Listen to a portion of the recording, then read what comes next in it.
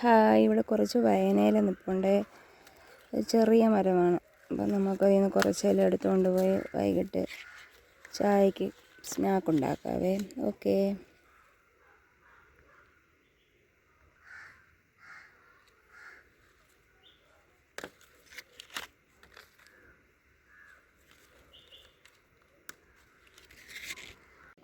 ഞാനിവിടെ കുറച്ച് ഇല പറിച്ചുകൊണ്ട് വന്നിട്ടുണ്ട്.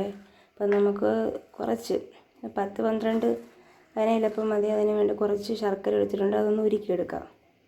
കുറച്ച് ശർക്കര എടുത്ത് ശർക്കര പാനിയാക്കാൻ അടുപ്പത്ത് വെച്ചിട്ടുണ്ട്. അതപ്പോൾ പാനിയാകുമ്പോഴത്തേക്കും നമുക്ക് കുറച്ച് തേങ്ങ കൂടി ഇതിന് തിരുമ്മിക്കൊണ്ട് വരാം. ശർക്കര പാനി ഉണ്ടാക്കി വെച്ചിട്ടുണ്ട്. അപ്പം ഇനി കുറച്ച് തേങ്ങ എടുത്തിട്ടുണ്ട്. തേങ്ങയിൽ ജീരകം, കുറച്ച് ഏലക്ക. ഇപ്പോൾ ഗോതമ്പാവാണ് എടുക്കണം. ഗോതമ്പാവിനോട് കുറച്ച് അരിപ്പൊടി കൂടെ ചേർക്കും, പത്തിരിപ്പൊടി. പിന്നെ ഇല എല്ലാം കഴുകി എടുത്തിട്ടുണ്ട്. അപ്പം നമുക്ക് ബൗളിലിട്ട് ഇതെല്ലാം ഇവിടെ മിക്സ് ചെയ്ത് കുഴച്ചെടുക്കാം. ഞാനിവിടെ ഗ്യാസിൽ വെള്ളം വെച്ചിട്ടുണ്ട് ചൂടാവാൻ. അപ്പോൾ അപ്പോഴത്തേക്കും നമുക്ക് ഓരോന്നെടുത്ത് ഇലയെടുത്ത് ഒന്ന് പരത്തിയെടുക്കാം. ഇങ്ങനെയല്ല ഉണ്ടാക്കുന്നത്. അപ്പോൾ കുമ്പിളപ്പം കണക്കാണ് ചില ഉണ്ടാക്കുന്നത്. അപ്പോൾ ഇങ്ങനെയല്ല ഉണ്ടാക്കുന്നത്. ഞാനിങ്ങനെ ഇതുപോലെ പരത്തിയിട്ടാണ് ഇവിടെ ഉണ്ടാക്കുന്നത് കേട്ടോ. കാണിച്ചു തരാം. ഞാൻ ഒരു കയ്യിൽ വീട് സ്റ്റാൻഡ് ഓർഡർ ചെയ്തിട്ട് ഇതുപോലെ കിട്ടിയില്ല. അപ്പം ഇതുപോലെ കുറച്ച് മാവ് എടുത്തിട്ട്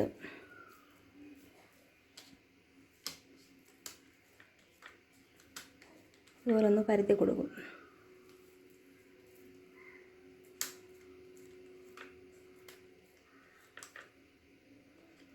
ഇങ്ങനെ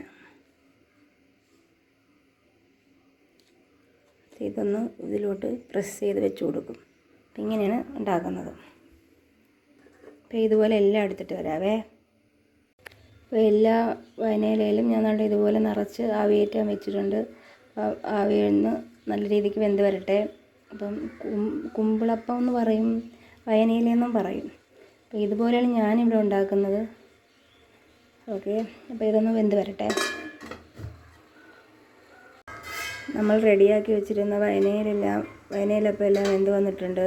ഇവിടെ കുറച്ച് വെറുംചായ ഇട്ട് വെച്ചിട്ടുണ്ട്, 2-3 ഗ്ലാസ്. ഇഷ്ടപ്പെട്ടാൽ എല്ലാവരും സബ്സ്ക്രൈബ്, ലൈക്ക്, ഷെയറും ചെയ്യണേ. Okay, thank you.